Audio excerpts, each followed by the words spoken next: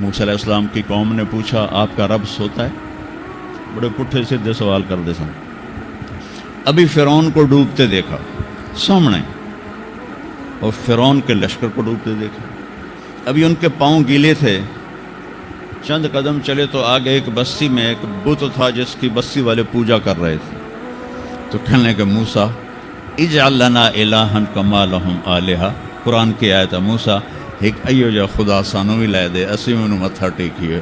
ان کا فٹے منہ تہاڈا وہ ہونے تو تسی ویکھیا کہ کیویں رب نے تہاڈی مدد کیتی ہے، تو ہن پتھر دا بت منگدے پے ہو میرے کولوں.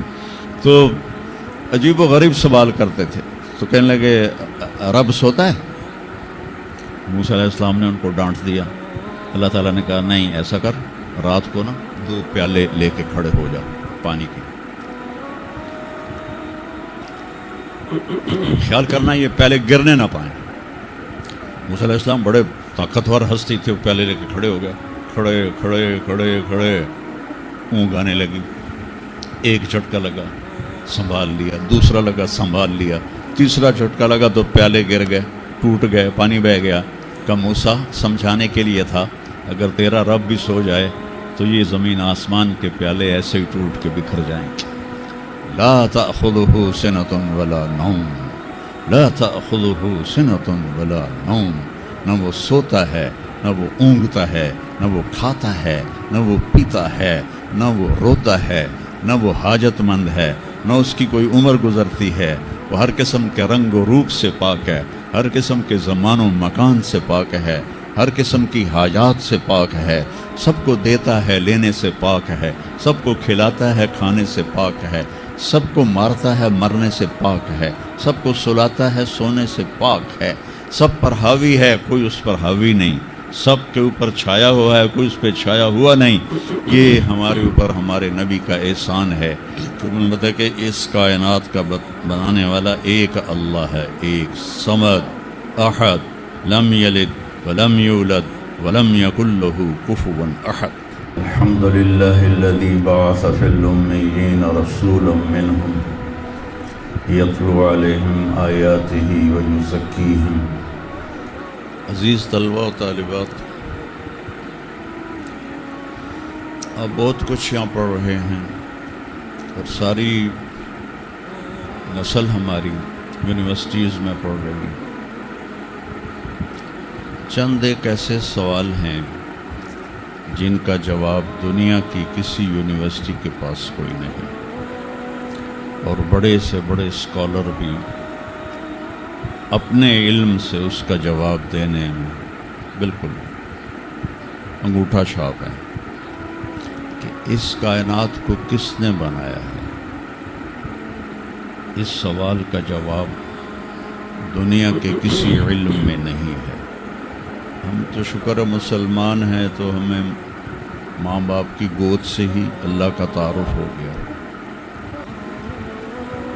بہت پرانی بات ہے، ایک چیکوسلواکین یہاں ملا تھا، رائنڈ میں آیا ہوا تھا. تو میں نے اس سے پوچھا کہ اس کائنات کا بنانے والا کون ہے، کوئی پتہ ہے؟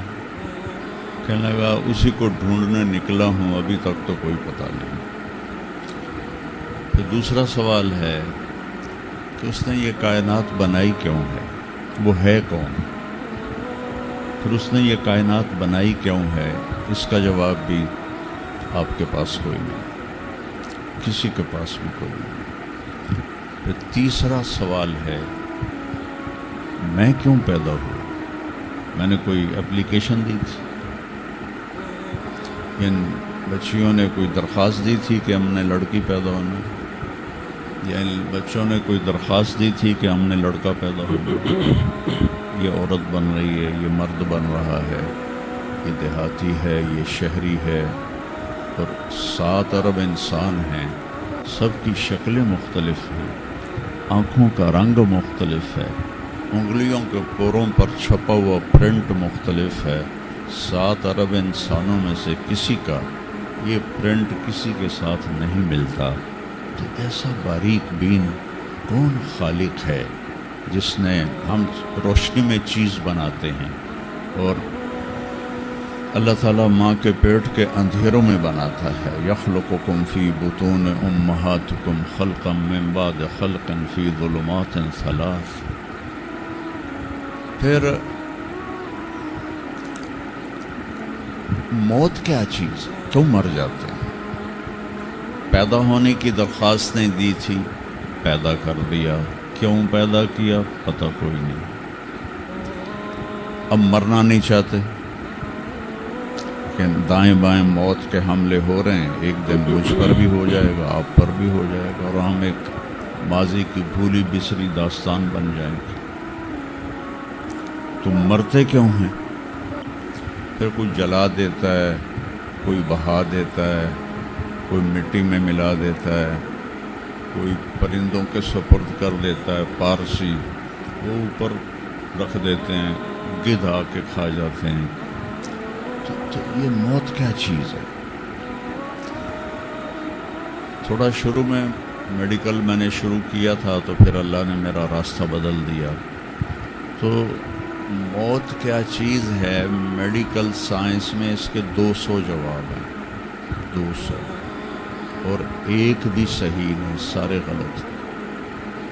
وہ انسانی عقل سے نہیں پہنچ سکتے.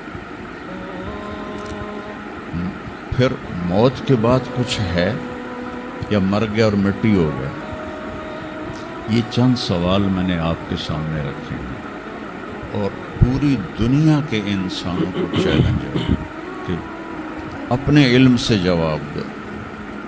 کسی کے پاس اس کا جواب نہیں. نیوٹن نے یہ کہا تھا کہ اس کائنات کو 4 فورسز چلا رہی ہیں. عبدالسلام نے، پاکستانی سائنسدان اور 2 امریکن سائنسدان، 1976 میں یہ ثابت کیا کہ اس کائنات کو 4 نہیں 3 طاقتیں چلا رہی ہیں. اسٹیفن ہاکنگ نے چند سال پہلے یہ ثابت کیا کہ اس کائنات کو ایک طاقت چلا رہی ہے. اس سے پوچھا گیا وہ اللہ ہے؟ کہنے لگا نہیں، وہ اللہ نہیں ہے. اس کے پاس وحی کا علم نہیں تھا. وہ اتنا ہی اندھا ہے جتنا ایک ان پڑھ اندھا ہے. تو اس سے پوچھا گیا کیوں؟ تو کہنے لگا پھر سائنس کی ترقی رک جائے گی اگر اللہ کو مان لیا جائے. یہ وہ سوال ہیں جن کو جواب ڈھونڈتے ڈھونڈتے عمر گزر جائے گی، آپ ڈھونڈ نہ پاؤ گے. اس لیے ایک بہت بڑا طبقہ ہے جو کہتا ہے اللہ ہے ہی کوئی نہیں، یہ سب کچھ آپ پہ ہی بن گیا ہے، اپنے آپ ہی بن گیا. عبد الخالق صاحب نے تو کچھ بھی نہیں کیا، مستریوں نے بھی کچھ نہیں کیا، یہ ہال اپنے آپ ہی کھڑا ہو گیا، اور کرسیاں بھی اپنے آپ بچھ گئیں. ایسی بے وقوفوں والی سوچ بھی بلا کوئی قابل تعریف ہے کہ علامہ اقبال نے فرمایا تھا ہیچ چیزیں خود بخود چیزیں نشد، ہیچ آہن خنجر تیغ نشد، ہیچ حلوائی نشد استاذ کار، تا غلام میں شکر ریز نشد، مولوی ہرگز نشد مولا روم، تا غلام میں شمس تبریز نشد. اسی دہریت کو، ایتھیسٹ کو یہ ایڈریس کیا ہے کہ کوئی چیز خود بخود نہیں بنتی. کبھی دیکھا ہے کہ ہیچ آہن خنجر تیغ نشد، لوہے کا ٹکڑا پڑا ہو اور 1000 سال کے بعد وہ اچانک تلوار میں تبدیل ہو گیا ہو، چھری میں تبدیل ہو گیا ہو، خنجر میں تبدیل ہو گیا ہو؟ کبھی دیکھا ہے؟ نہیں ہوتا ایسے. کوئی حلوائی اس وقت تک مٹھائی بنا نہیں سکتا جب تک کسی استاد کے پاس بیٹھ کر لڈو کو گول کرنا نہ سیکھے. اور مولوی روم، مولانا روم نہیں بن سکتے جب تک شمس تبریز جیسی شخصیت کی صحبت حاصل نہ ہو. میں دونوں کے مزار پہ گیا ہوں، ترکی میں اونیا میں دونوں حضرات دفن ہیں، پیر بھی مرید بھی. مولانا روم کو آج شاید کوئی دھرتی پہ جانتا بھی نہیں، اور میں اس یونیورسٹی میں ان کا نام بھی نہ لیتا۔ وہ ایک فلسفی عالم تھے اور منطقی عالم تھے۔ وہ دور تھا فلسفہ اور منطق کا، مسلمانوں نے قرآن و حدیث کا علم بہت پس پشت کر لیا تھا، اور جو فلسفہ اور منطق کے عالم ہوتے تھے وہ بادشاہوں کے دربار میں بڑی جگہ پاتے تھے۔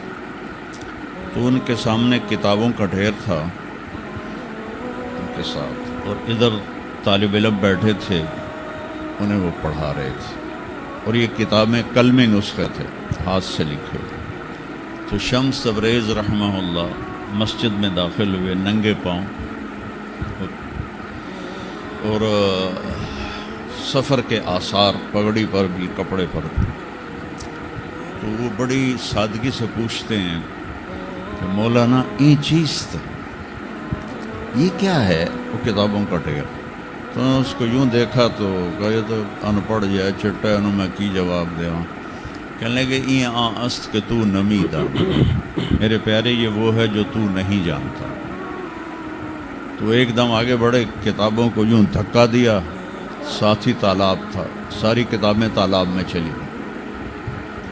اب نیا پرنٹ نکالنا آج کل تو کوئی مشکل نہیں ہے، کوئی پریشانی کی بات نہیں، نیا پرنٹ مل جائے گا۔ جس نے ہاتھ سے سینکڑوں کتابیں لکھی ان کو تیرا بیڑا غرق، وہ ان پڑھ بندیا تو میری حیاتی برباد کر دیتا، نہ مراد ہوڑا میں دوبارہ کتوں لکھ کے لیاؤں گا۔